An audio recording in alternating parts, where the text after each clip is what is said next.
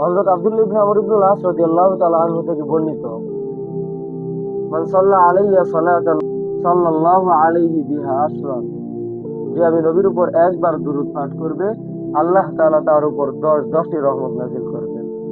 তাই আমরা যদি বেশি বেশি দুরূদ পড়ি, আমাদের কোনো অভাব থাকবে না। আমরা যদি অভাবে পড়ে বেশি বেশি দুরূদ পড়ি, আল্লাহ তাআলা অভাব দূর করে দিবেন। আমরা যদি পেরেশানিতে পড়ে বেশি বেশি দুরূদ পড়ি, আল্লাহ তাআলা পেরেশানি দূর করে দিবেন। আমরা যদি মুসিবতে পড়ে বেশি বেশি দুরূদ পড়ি, আল্লাহ তাআলা মুসিবত দূর করে দিবেন। আমরা যদি ঋণগ্রস্ত হয়ে বেশি বেশি দুরূদ পড়তে থাকি, আল্লাহ তাআলা ঋণ আদায়ের ব্যবস্থা করে দিবেন।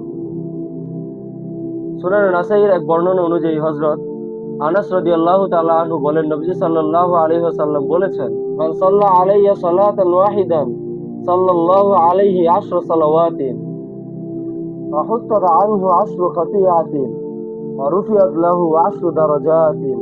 অর্থাৎ, যে ব্যক্তি আমি নবীর উপর একবার দুরূদ পাঠ করবে, আল্লাহ তাআলা তার উপর 10টি রহমত নাযিল করবেন এবং তার জীবন থেকে আল্লাহ তাআলা তার 10টি গুনাহকে মাফ করে দিবেন এবং তার মর্যাদা 10 গুণ বাড়িয়ে দিবেন।